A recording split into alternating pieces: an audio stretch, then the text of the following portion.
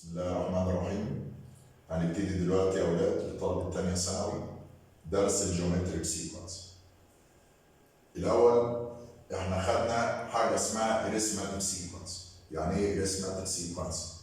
يعني بتبتدي بعدد أي عدد وتزود constant value. يعني مثلا أبتدي ب 4 أزود 3 يبقى الترم الأول 4، لما أزود 3 يبقى 7، أزود 3 يبقى 10، أزود 3 يبقى 13 وهكذا. في الجيومتريك سيكونس انا بعمل تايم او ديفايدد. يعني ايه الكلام ده؟ لما اقول جيومتريك سيكونس الفيرست تيرم 2 هعملها تايم 3، 2 تايم 3 تبقى 6، تايم 3 بقت 18، تايم 3 بقت 54، تايم 3 وهكذا. ومش شرط تايم، ممكن اعملها ديفايدد 200، اعملها ديفايدد 2 بقت 100، divided 2 بقت 50، divided 2 بقت 25، divided 2 بقت 12 and a half وهكذا. الجيومتريك سيكونس أهم حاجة الفيرست تيرم اللي هو T1، وده بنرمز له بالرمز إيه؟ زي الاريثماتيك سيكونس بالظبط. بس في الاريثماتيك سيكونس كنا بنجيب حاجة اسمها ديفرنس. إيه هي الديفرنس؟ كنت بتعمل كل ترمين ورا بعض ماينس بيطلع لك الديفرنس. هنا بنجيب حاجه اسمها ريشيو ار، نربط لها ار ريشيو اللي هي the ratio between any two consecutive term، الديفايدد بتاع كل ترمين متتاليين. يعني T2 ديفايدد T1 الترم الثاني ديفايدد الاول، T3 ديفايدد T2، T4 ديفايدد T3، او T2 divided T1، T3 divided T4، T4 divided T3 وهكذا. يبقى الترم الثاني divided الأول، الثالث divided الثاني، الرابع divided الثالث، T10 divided T9، T21 divided T20 وهكذا. الجنرال تيرم Tn بتساوي A multiply R باور N minus 1، Tn A multiply R باور N minus 1.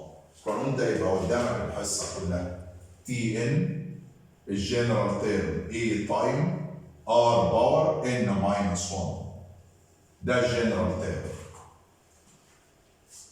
اللي هو كان في الاريثماتيك سيكونس A بلس N minus 1 تايم D. في الجيومتريك سيكونس A multiply R باور N minus 1. فمثلا لما اقول جيومتريك سيكونس 2 4 8 وهكذا، قبل ما يقول لك هو عايز ايه في الجيومتريك سيكونس طلع الاي وطلع الار. اي هي الفيرست تيرم اللي هي 2، الريشيو اي ترمين ورا بعض اعملهم ماينس 8 ديفايدد 4 ب 2، 4 ديفايدد 2 ب 2، يبقى الاي 2 والريشيو 2. طب انا عايز الجنرال تيرم تي ان بتساوي A تايم R باور N ماينس 1. عندي A وعندي الار. هو بيقول لي فاين T7 الترم السابع. T7 يعني A تايم R باور 7 ماينس 1، يعني A تايم R باور 6. ال A 2 تايم ال R ب 2 باور 6. لو سيادتك كتبت 2 تايم 2 باور 6 هيطلع الناتج ب 128. طب محتاج T11. T11 يعني A تايم R باور 11 ماينس 1، يعني A تايم R باور 10. اهي 11 ماينس 1 بقت R باور 10. ال A2 تايم ال R ب 2 باور 10، 2 تايم 2 باور 10 هيطلع الناتج ب 2048. يبقى ده هو الترم السابع ب 128 والترم ال 11 ب 2048. تمام. السؤال اللي وراه سؤال بيقول جيومتريك سيكونس 81 27 9 find the order of term whose value 1 على 243. احنا عايزين الاوردر ال n للترم whose value 1 على 243. عايزين نفتكر مع بعض يا اولاد ايه هو الفرق بين الاوردر اوف تيرم والفاليو اوف تيرم؟ لازم تعرف ده 81 ده الترم الاول ترتيبه الاول لكن قيمته 81. 27 هو الترم الثاني ترتيبه الثاني لكن قيمته 27. الترم الثالث ترتيبه الثالث لكن قيمته 9. ففي فرق يقول لك بين الان ده الاوردر اللي هو 1 2 3 اول ثاني ثالث رابع وهكذا. في فرق بين تي اللي هي الفاليو اللي هي القيمه اللي هي هنا ب 81 وهنا ب 27 وهنا ب 9 وهكذا. سؤال بيقول find the order، يعني انا عايز الان للترم اللي الفاليو بتاعت الترم 1 over 240. اهم حاجه تطلع الاي وتطلع الار. الاي هي الفيرست ترم 81 والار هي ريشيو. اعمل اي ترمين ورا بعض ديفايدد تطلع 1 على 3 مش 3.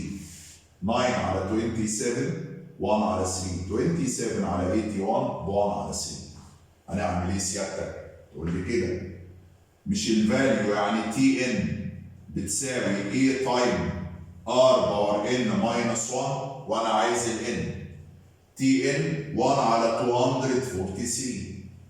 الاي ب 81 تايم الار بثيرد باور ان ماينس 1.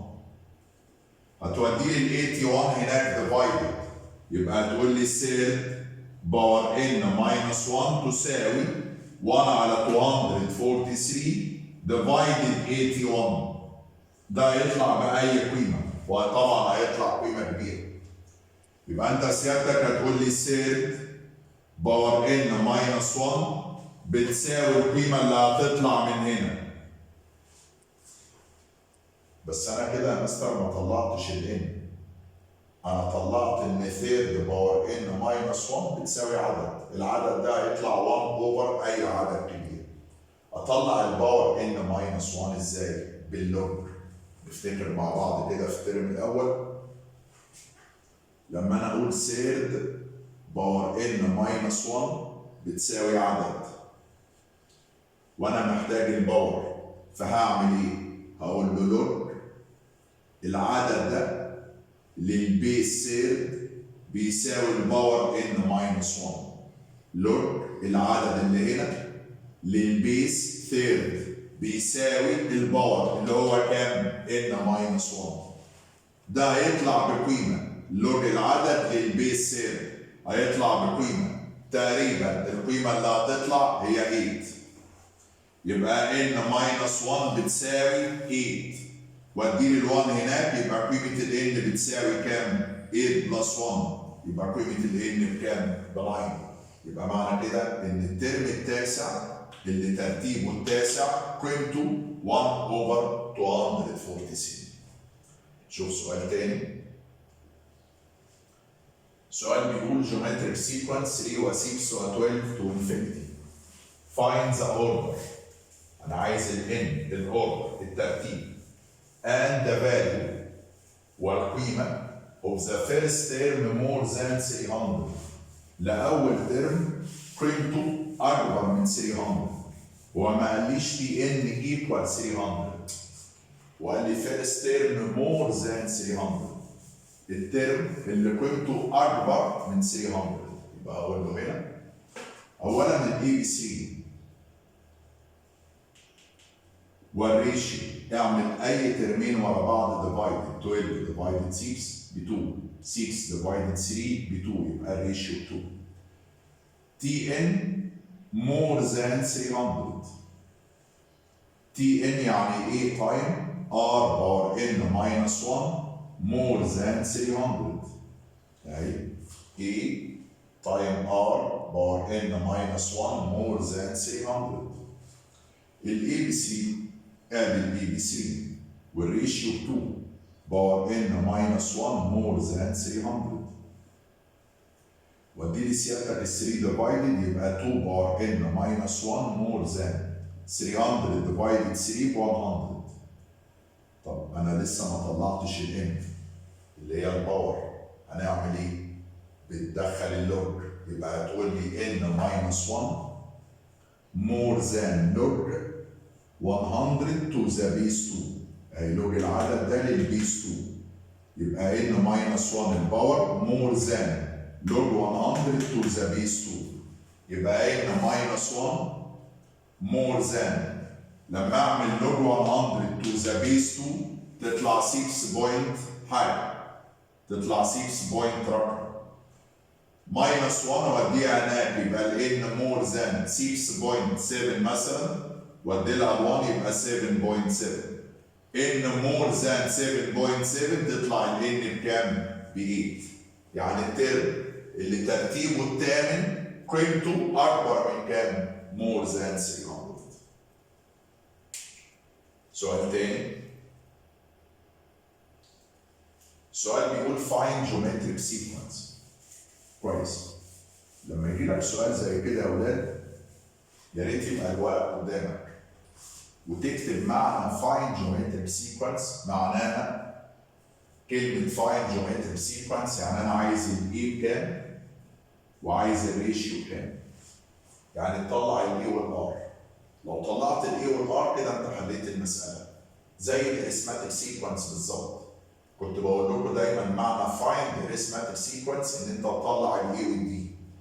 هنا بدل ما هنطلع الاي والدي هنطلع الاي والار.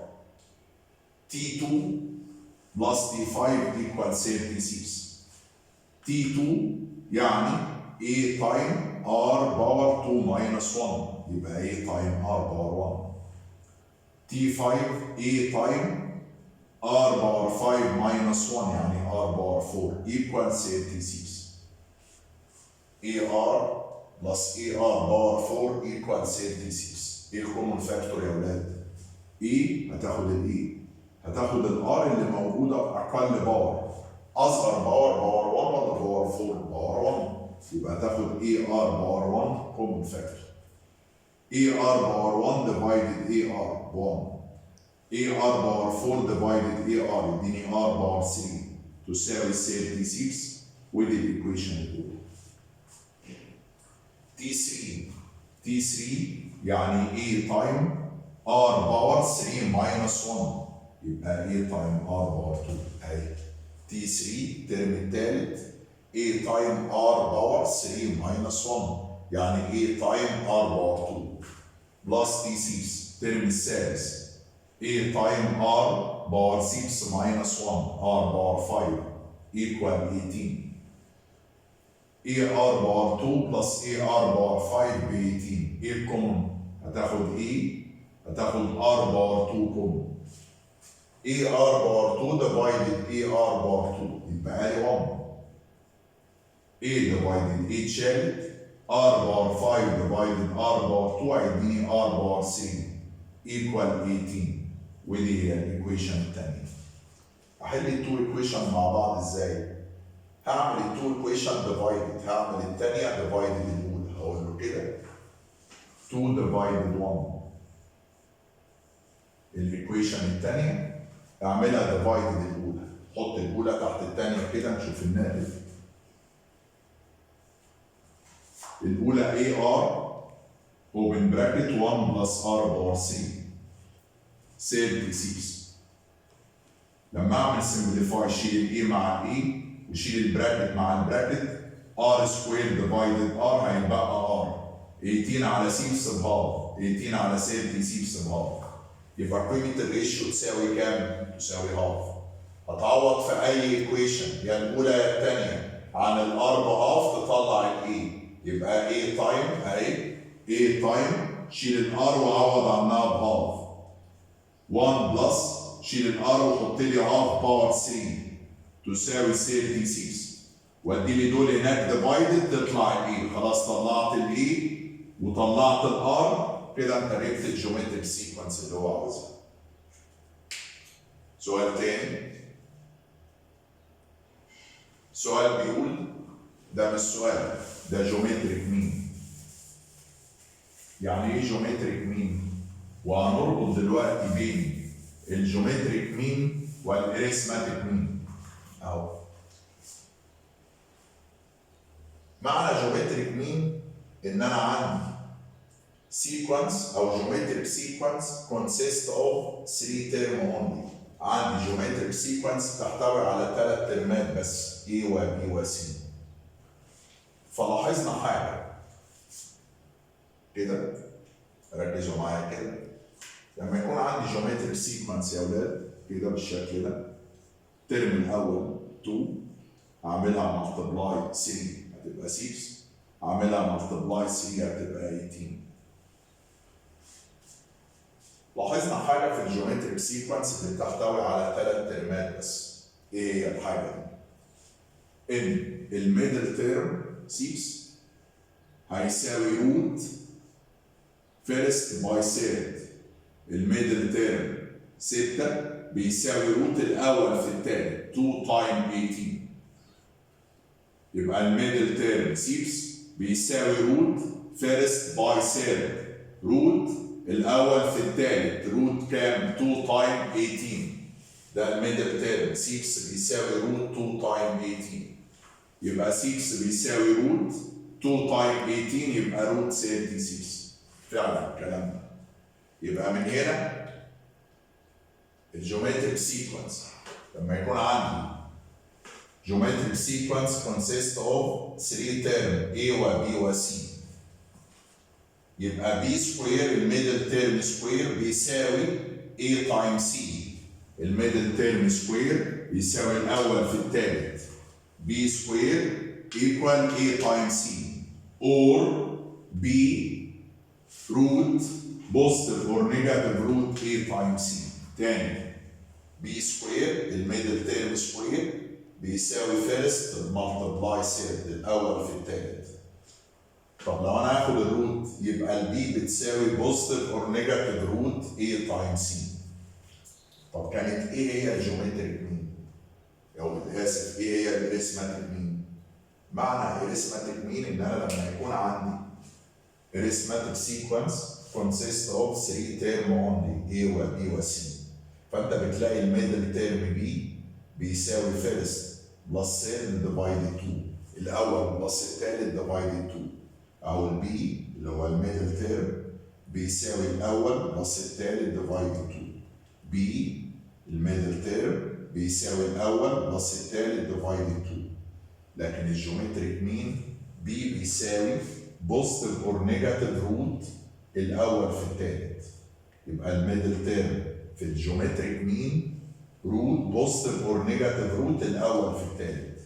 في الاريثماتيك مين بي الميدل تيرم الاول بلس الثالث ديفايدد 2. في سيرم هو عاملها بيقول ان الاريثماتيك مين مور ذان الجيومتريك مين، ان قيمه الاريثماتيك مين لاي عددين اكبر من قيمه الجيومتريك مين. قيمه الاريثماتيك مين لاي عددين اكبر من قيمه الجيومتريك مين. الاثبات بتاع السيرم دي هنزلها لكم كتابه على جروب الواتساب. شوف سؤال بيقول insert 5 geometric mean، دخل او ادخل 5 geometric mean، 5 اوساط او 5 ترمات بين 8 over 27 و 27 over 8. بص معايا كده يا ولاد، الترم الاول 8 over 27 والترم الاخير 27 over 8. ده الاول وده الاخير، في بينهم 5 مين 5 ترم. يا ترى يبقى الجيومتريك سيكونس اللي عندي تحتوي على كام ترم؟ ده الاول ودول 5 وده الاخير، يبقى عدد ترمات السيكونس 7 ترم، 7 ترمات، او الاول و5 والاخير. الاول و5 والاخير يبقى عدد الترمات 7 ترمات. الاي ب 8 على 27 والريشيو ما نعرفش الريشيو. الترم الاخير اللي هو تي 7 يساوي 27 على 8، يبقى هقول له تي 7 يساوي A تايم R باور 6. تي 7 بيساوي A تايم R باور 6. الاي ب 8 على 27 تايم الار معرفش باور 6. الناتج ده بيساوي كام؟ 27 اوفر 8. هودي ال 8 على 27 ديفايدد يبقى ار باور 6 بيساوي 27 على 8 ديفايدد 8 اوفر 27. ومنها تطلع ان الار باور 6 بيساوي، سيادتك هتعمل ده ديفايدد ده، لما اعمل ده ديفايدد ده هتطلع باي رقم. يبقى هتقول لي الار هتساوي 6 روت للرقم اللي طلع ده. لما اعمل 6 روت للرقم اللي طلع ده هيطلع لي كام؟ 3 على 2. يبقى معنى كده ان الريشيو اللي انا بدور عليها قيمتها 3 على 2. معنى كده ان الترم الاول 8 على 27. اعمله تايم 3 على 2. لما اعمله تايم 3 على 2 يطلع 4 على 9. اعمله تايم 3 على 2 يطلع 2 على 3. اعمله تايم 3 على 2 لغايه اما توصل ل 27 ديفايدد كام؟ ديفايدد 8. طيب سؤال تاني.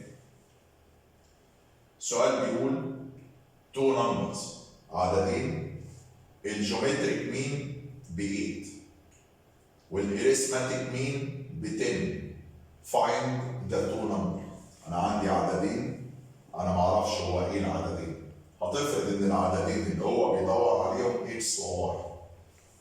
الجيومتريك مين للعددين 8 والاريثماتيك مين للعددين 10. يبقى العددين هما كام؟ هنقول له كده.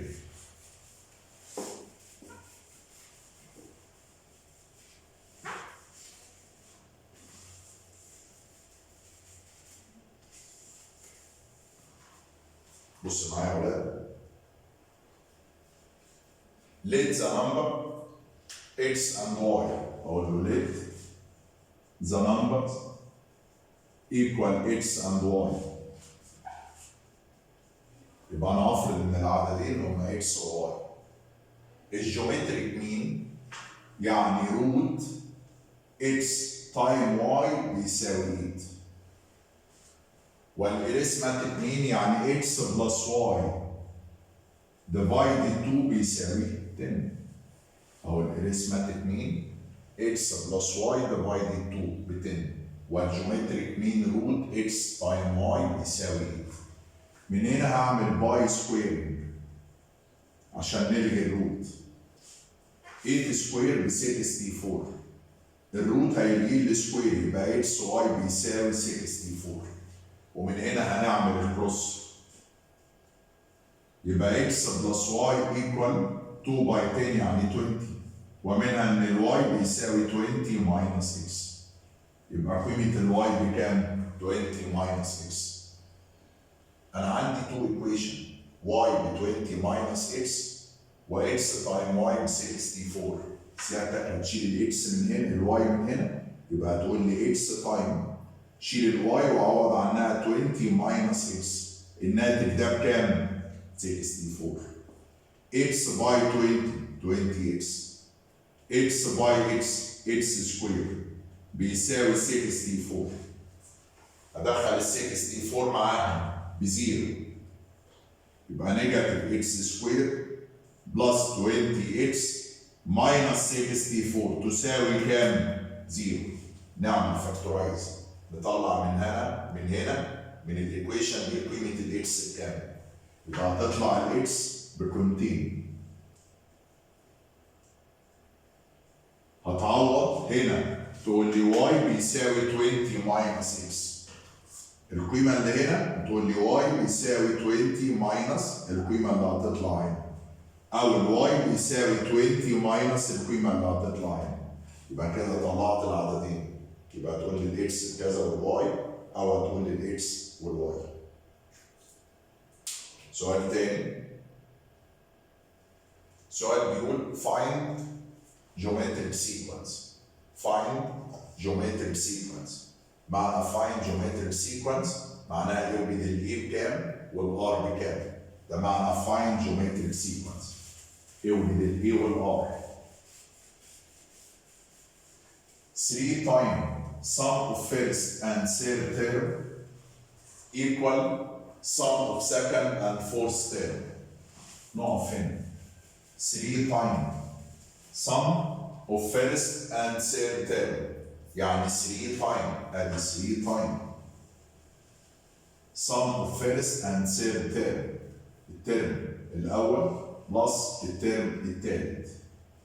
3 times الترم الأول بلس الترم الثالث. Now 3 times sum of first and third term equal sum of second and fourth term. الترم الثاني بلس الترم الرابع. sum of second T2 plus T4 and the equation الثانية. قبل ما اجيب الايكويشن الثانية نعوض هنا يا ولاد. 3 times T1 ب A امال T3 A time R باور 3 minus 1 يبقى A time R square. T2 A time R باور 2 minus 1 يبقى R باور 1. T4 A time R باور 4 minus 1 يبقى R باور 3. هو ايه الكومن فاكتور من هنا؟ هاخد من هنا ال A كومن فاكتور يبقى 3A 1 plus R square. خدت ال A كومن A divided A ب 1 ال A اتشالت اتبقى لي R square. وايه الكومن فاكتور من هنا؟ A time R اللي موجوده اصغر باور R باور 1 و R باور 3 يبقى تاخد R باور 1 كومن. AR باور 1 divided AR ب 1. AR باور 3 divided AR ب R square. طب ايه السمبليفاي؟ بص السمبليفاي شيل البراكت 1 بلس R سكوير مع 1 بلس R سكوير. شيل ال A مع ال A اتبقى لي هنا 3 وهنا R يبقى قيمة ال R بكام؟ ب 3 ودي طلعت من أول ايكويشن. نكمل بقية المسألة عشان لازم أطلع قيمة ال A. And the fifth term T5 the fifth term exceed minus. معنى exceed يعني تزيد عن يعني minus twice 2 times sum of first 4 term. يبقى ال fifth term T5 exceed minus twice يعني 2 times sum of first 4 term by كام؟ by 2. مجموع أول 4 ترمات يعني الترم الأول بلس الترم الثاني بلس الترم الثالث بلس الترم الرابع. الناتج ده T5 exceed minus 2 times T1 plus T2 plus T3 plus T4 بكام؟ ب 2. T5 يعني E R باور 4 2 times T1 ب A T2 A times R T3 A times R square و T4 A times R باور 3. الناتج ده بكام يا ولاد؟ ب 2. خلي بالك انا لسه مطلع ال R ب 3 عوض. A times 3 باور 4 يعني A times A T1 minus 2 times A times 3 3A A times 3 square 9A A times 3 cube 27A. الناتج ده بكام؟ ب 2. A في 81 ب 81A 2 times A plus 3A plus 9A plus 27A يطلع الناتج ده 40A بيساوي 2. 81A minus 2 by 40 يعني 80A بيساوي 2. 81 minus 80 يعني 1A ب 2 يبقى قيمة ال A بكام؟ ب 2 وقيمة ال R ب 3. يبقى اقدر اقول ان الجيومتريك سيكونس بتساوي الترم الاول ب 2 بعديها اعملها تايمز 3 2 باي 3 يبقى 6 اعملها تايمز 3 يبقى 18 تايمز 3 يبقى 54 وهكذا. سؤال تاني يا اولاد. سؤال بيقول insert finite geometric means. عايزين ندخل finite geometric means between 2 and 1458 such that the ratio between sum of first two mean to sum of last two mean يساوي 1 على 27. find the number of mean. تمام. شوف كده يا ولاد.